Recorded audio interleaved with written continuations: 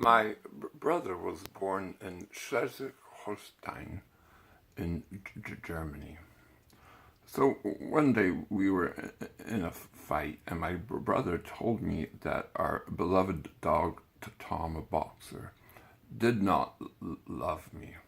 I was so angry I searched and searched for the worst thing I could call him. And I said, "You're a Nazi." And then he beat me up. That's usually how it ended. And nothing terrible and violent. I was pretty small and he was pretty big. But those were fighting words. Now, I was thinking about my list of words here. And rhino is the least offensive word on this list. If you're called a rhino, you don't care, because it's a made-up name. The worst word on this, look at, you decide what's the worst word to be called on here. I think it's racist. If you're American, maybe if you're German or Italian or Spanish, fascist might be a worse word.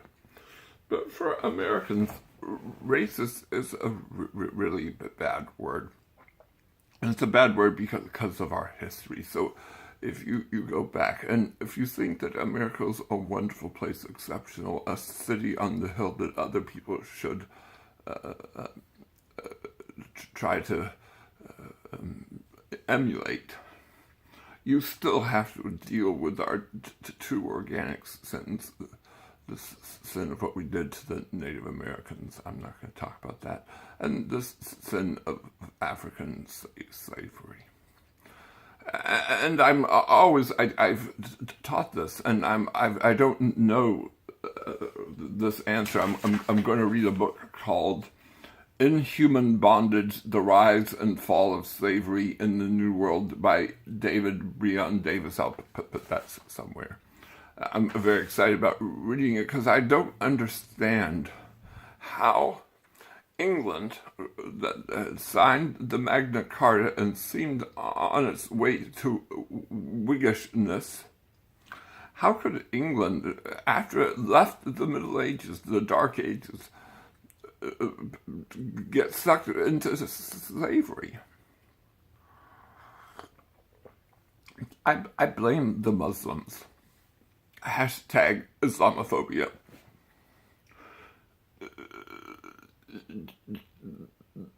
Our friend who was in Virginia with Pocahontas, Captain Smith, had been a slave in the Mediterranean and had been a slave by one of the Islamic caliphates. I don't really know. I'm just joking, of course. But there's something that happens, and it happens with Spain first, and then it happens with England. But it's when they discover the New World, and 90% of the Native Americans die of smallpox and other terrible diseases, much to the distress of the Spanish, who were going to use them as workers. So they began importing slaves, black African slaves from West Africa. And I guess they must have had some justification. Another book to read, American Slavery, American Freedom by Edmund Morgan. He talks about how American slavery began, and you have to have slaves because otherwise you can't get your work done. I mean, again, you don't have to have slaves. You don't have to do work. But if you want to make your colonies successful, the Native Americans have died off or are uncooperative. Poor Englishmen, if you bring them as as servants, indentured servants. They make a mess of it, Bacon's rebellion, and the only thing that seems to work is slavery. So we do it. And then we have to justify it some way. And you get to 1776, and you get Thomas Jefferson's all men are created equal, and they're endowed by their Creator with certain unalienable rights. Among these are life, liberty, and the pursuit of happiness. And you're like, dude, didn't you have slaves? Not only did he have slaves, but he had a slave mistress and children by her. You got to read this book. The Hemingses of Monticello, An American Family by Annette Gordon Reed is a fantastic book. And in it, she's assuming this because we don't have all this stuff written, but I don't know, I found it compelling, but there's a moment when Jefferson takes his mistress and her brother to France, that they could have escaped and become free. And